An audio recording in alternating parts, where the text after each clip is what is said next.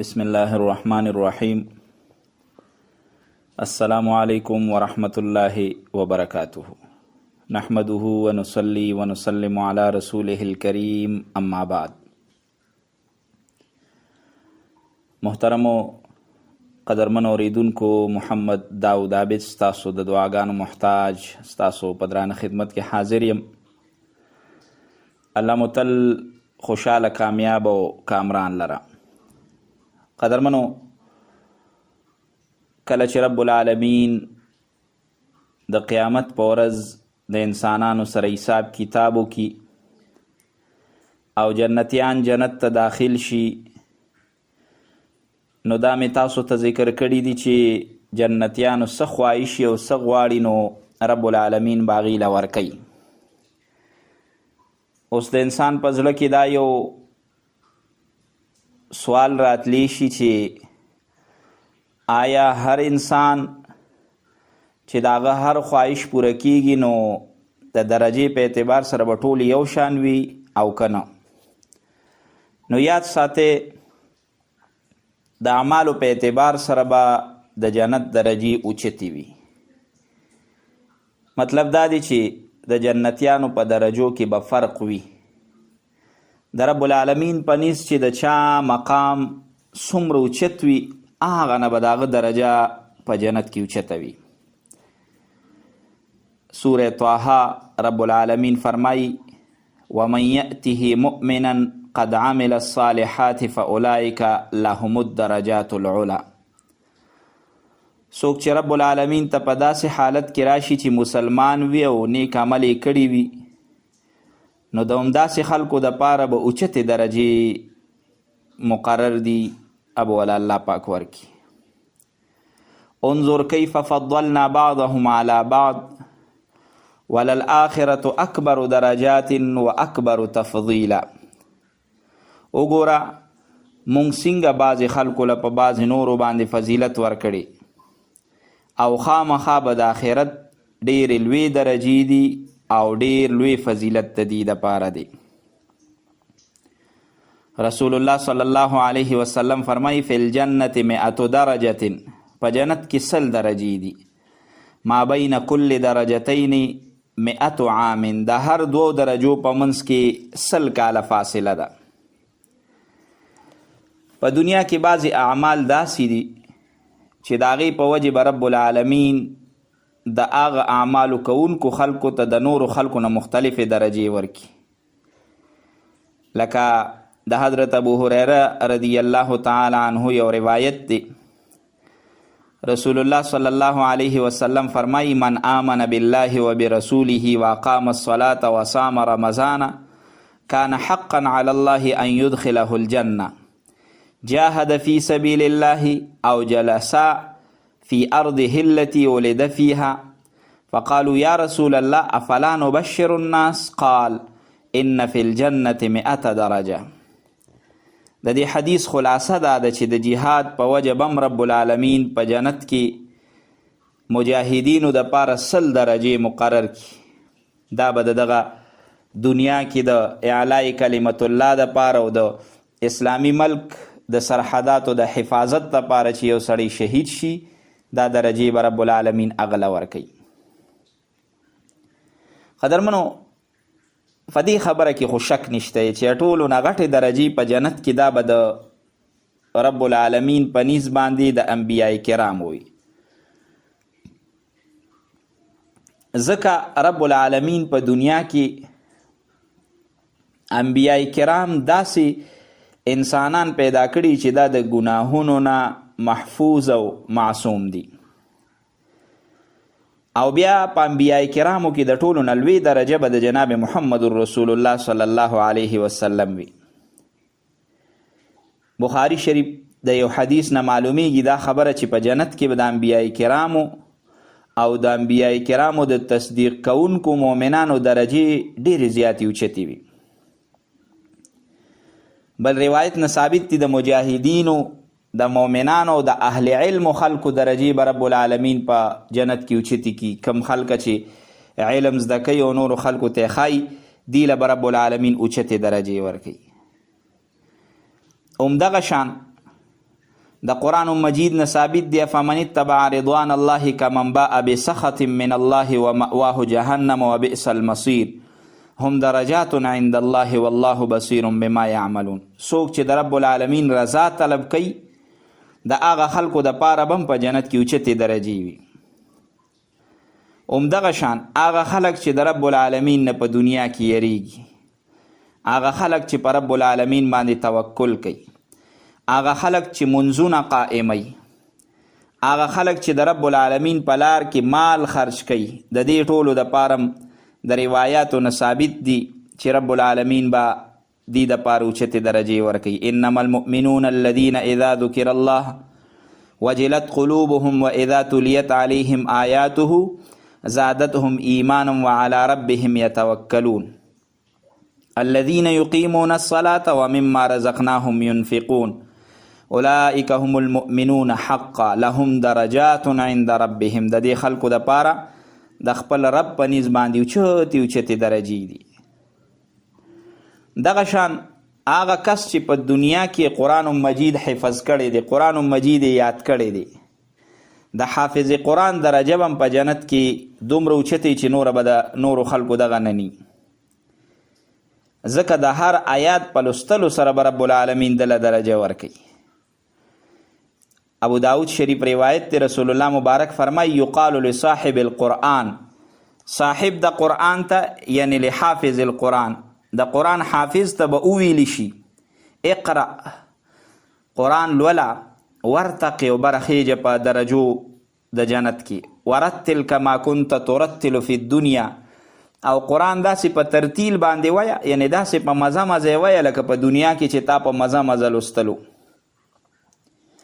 په درجو باندې به خیجي کم ځای ته برسي. فإن منزلک عند آخر آیة تقرأها، ستا منزل او ستا ځای کله چې ته د قرآن مجید آخري آیت اولولي بس دقه به ستا ځای وي. مطلب دی چې قرآن لولي یو آیات سره به یو درجه د ته ملاویږي. حافظ قرآن د رب العالمین کلام چې چا په دنیا کې یاد که، د قیامت په ورځ به دقه صاحب قرآن ته وویلی شي چې د قرآن تلاوت کوو د جنت په درجو ورخیجه. څنګه چې به تا په دنیا کې په مزه مزه لوستلو تجوید سره دقه شان تلاوت کوو، بېشکه ستا منزل د اوسېدو ځای د آخري آیات لوستلو سره چې ته کوم ځای ته ورسېدې دقه ځای به ستا وي. په یو بل حدیث کې دا خبره ډیره په صراحت سره وضاحت سره راغلی. نبی علیہ السلام فرمای عدد درج الجنت عدد آی القرآن، د جنت د درجو تعداد دا د قرآن مجید د آیاتونو د تعداد برابر دی. یعنی چې څومره د قرآن آیاتونه دي دغه نه د جنت درجې دي. فمن دخل الجنة من اهل القرآن فليس فوقه درجة، د قرآن مجید په حافظانو کې چې څوک هم جنت ته داخل شي نو نه انبیاء کرامو نه علاوه په نورو امتیانو کې به د ده نه لویه درجه بل د هیڅ چا نه وي. قرآن د الله کلام دی، څومره چې د یو چا د قرآن سره نسبت زیات وي او تعلق زیات وي هغه نه په جنت کې د ده درجه زیات. لکه حافظ قرآن، د قرآن حافظ دا ډیره غټه خبره ده چې یو سړی قرآن یاد کړي. د قرآن حافظ ته په ورکوټي نظر کتل نه دی پکار، دا ډیر لوی انسان دی. ځکه د حدیث مبارک صراحت سره الفاظ ما تاسو ته وی چې عدد درج الجنه عدد آی القرآن، دا د جنت درجې چې دي دا پشمار د آیاتونو د قرآن دی. قرآن کې چې څومره آیاتونه دي د دغه برابر د جنت درجې دي. انبیاء کرامو نه وروسته په جنت کې ټولو نه زیاتې درجې د حافظ قرآن وي، ځکه چې هغه ته به دا ټولې درجې میلو شي. یو آیات لوستلو سره به یو درجه ورته میلاویږي. دا خو مې تاسو ته عرض وکړه چې په جنت کې به درجې وي، ټول خلک به یو شان برابر نه وي بلکې د درجو فرق به وي. د چا درجې به لږې وي، د چا به ډېرې وي، د چا به ډېرې. هغې مې تاسو ته څه ناڅه مثالونه ذکر کړل.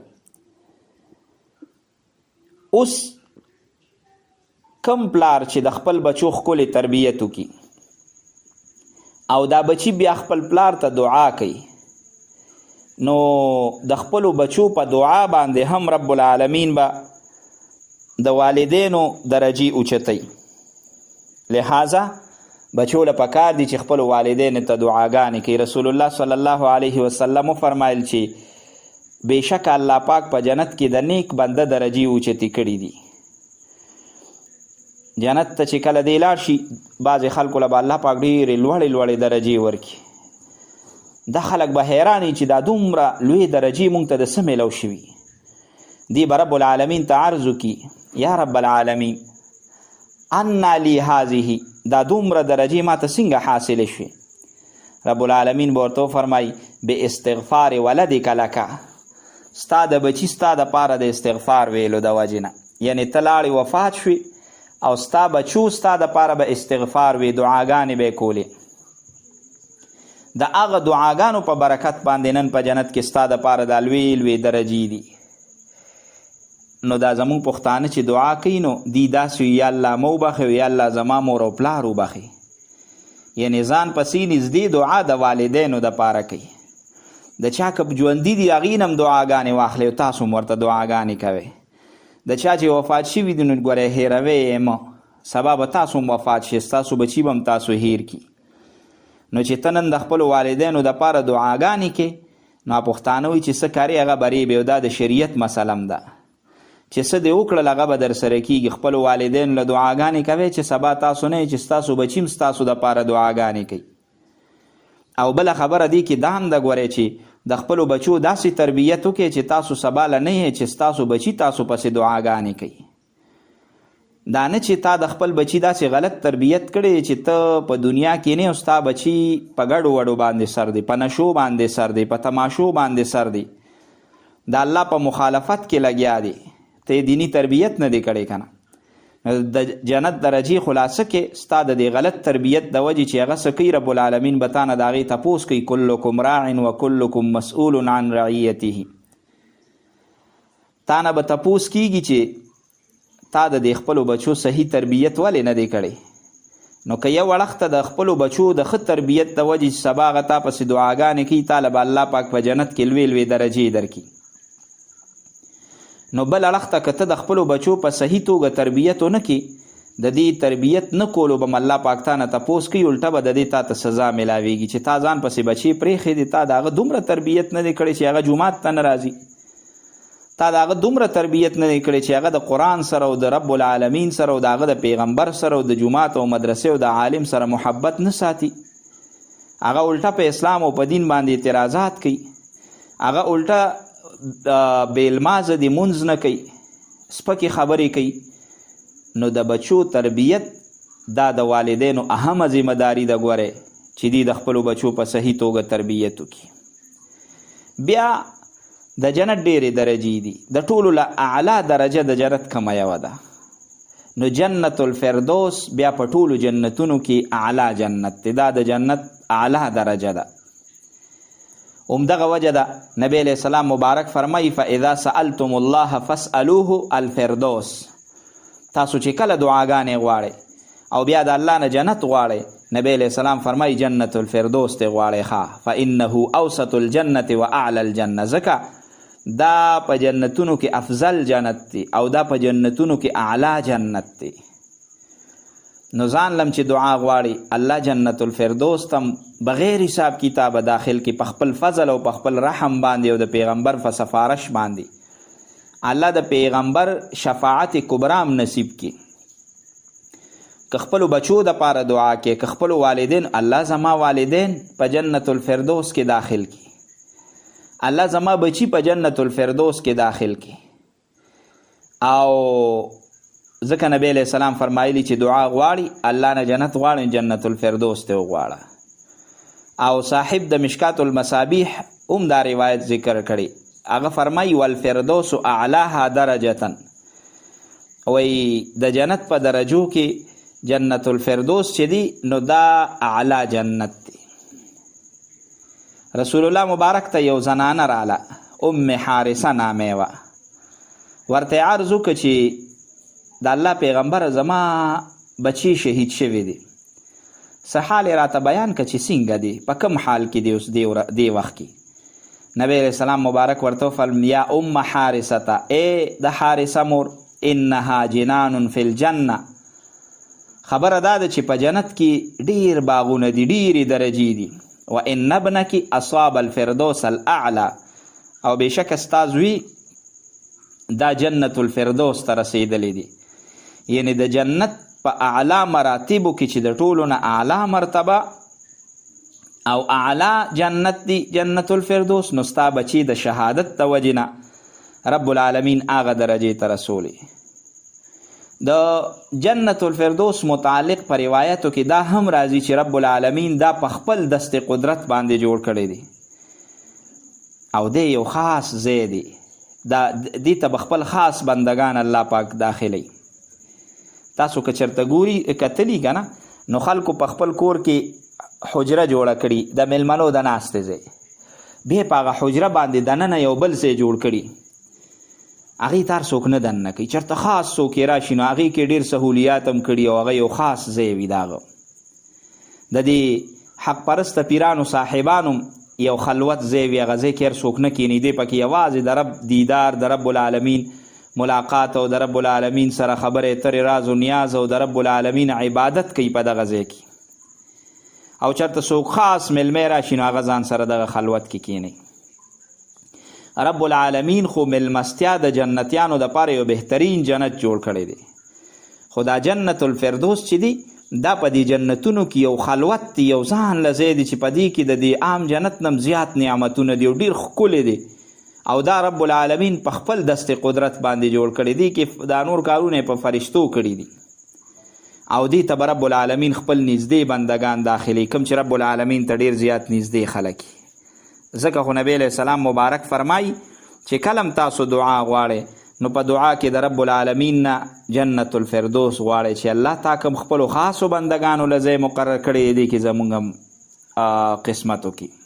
قدرمنو، د قیامت په ورځ چې حساب کتاب وشي او خلک جنت ته ځي نو د جنت دروازې خو به ټولې کولو وي، خو جنت ته د داخلېدو ابتدا به څنګه کېږي؟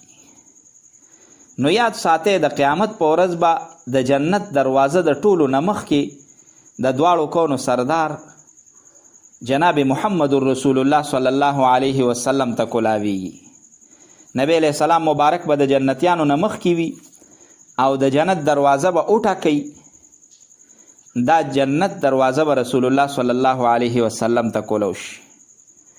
د ټولې دنیا د انسانانو نه ایون د انبیاء کرامو نه مخکې به جنت ته جناب محمد رسول الله صلی الله علیه وسلم داخلیږي، بیا به نور انبیاء کرام داخل شي.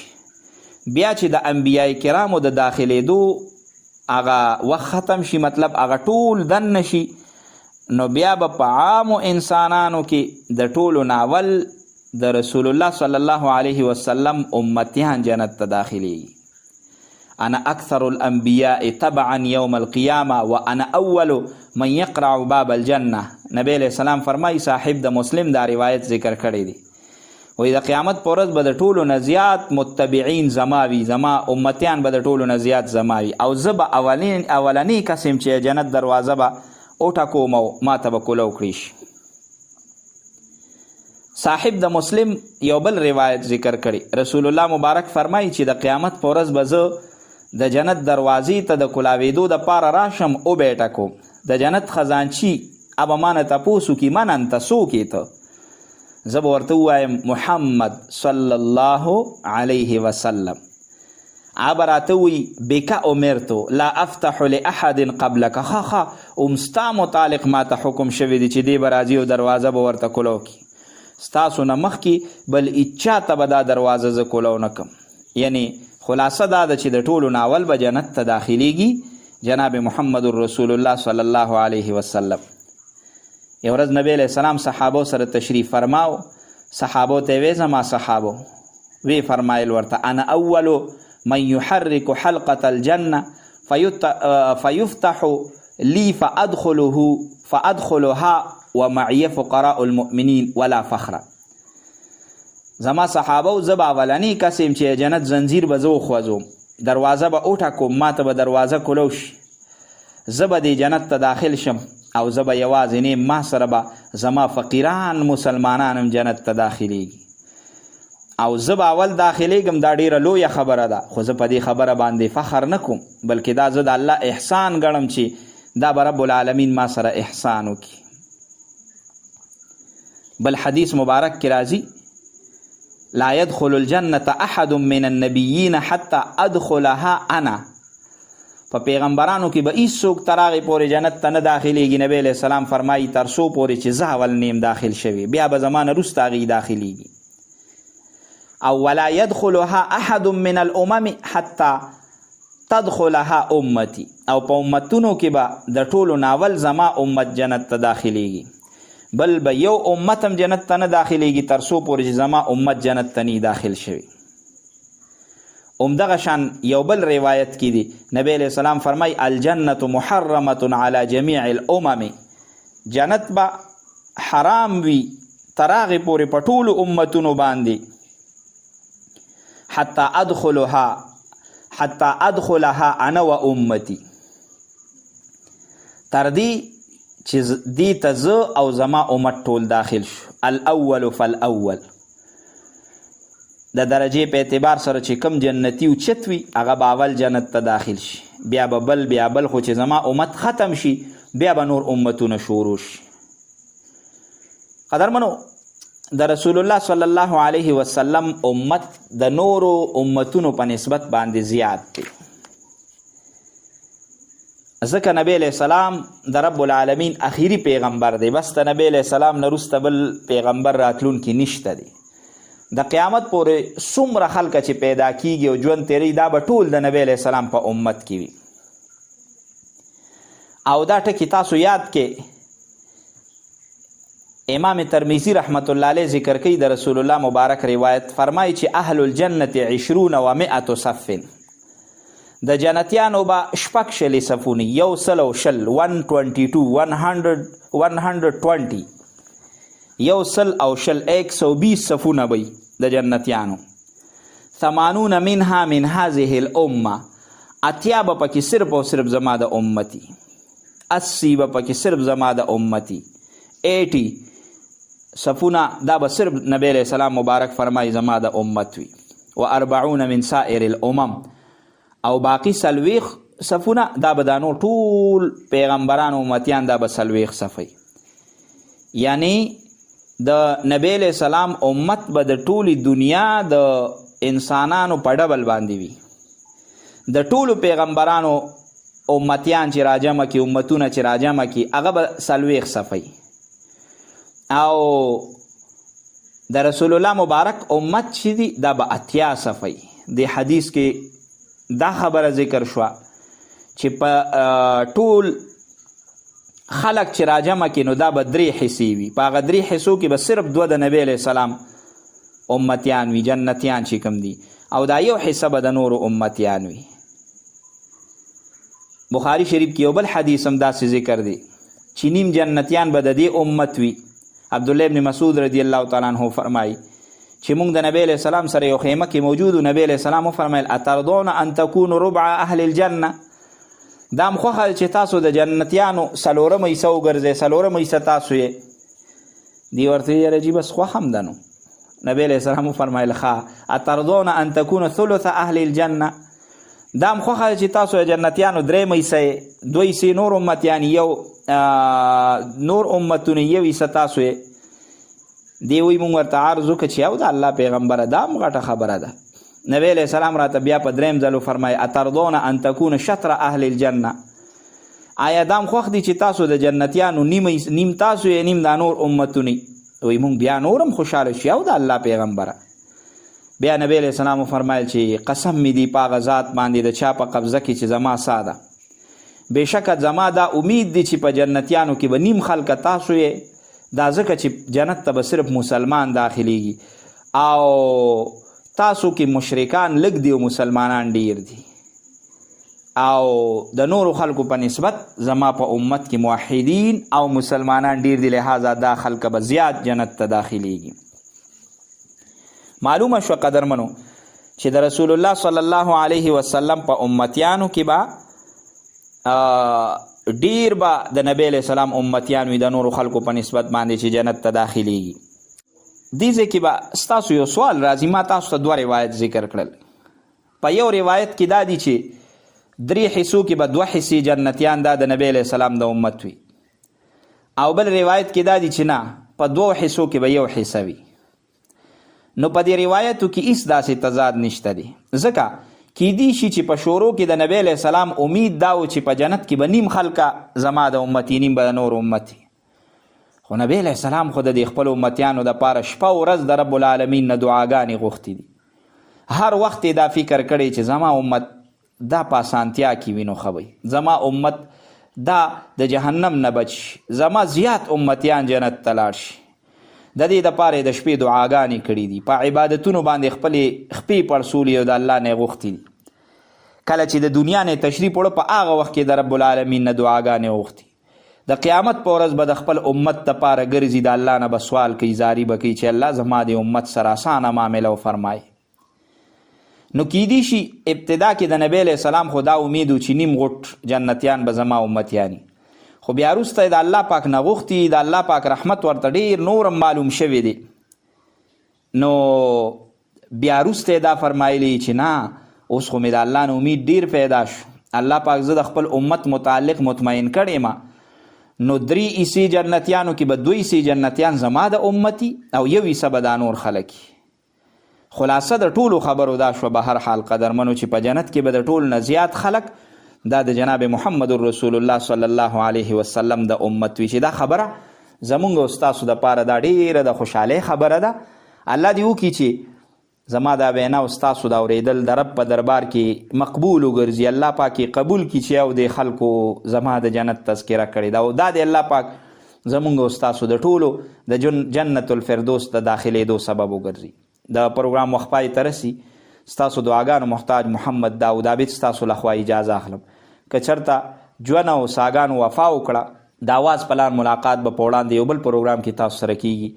تر هغه پروګرام ستاسو لخوا اجازه اخلم چې هر ځای کې الله مقدرمن او خوشحال لره. د لوی الله په امان.